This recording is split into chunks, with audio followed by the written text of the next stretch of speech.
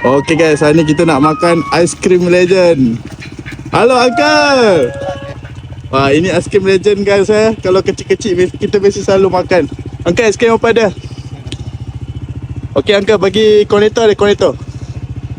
Boleh. Boleh Uncle. Boleh dapat. Apa-apa saja. Ini legend guys. Kalau time kawan kecil-kecil selalu makan guys. Hari ni dia datang depan rumah. Susah tau nak ni.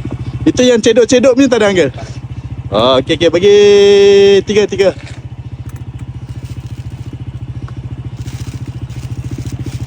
Okay, berapa satu? Satu RM4, RM3.12. Okay, Uncle biasa berniaga dekat mana?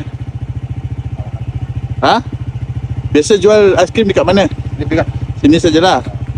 Okay, so guys, ni dekat Pengkalan guys, Alor Gajah. Oh, macam ni gerun Uncle. Terima kasih.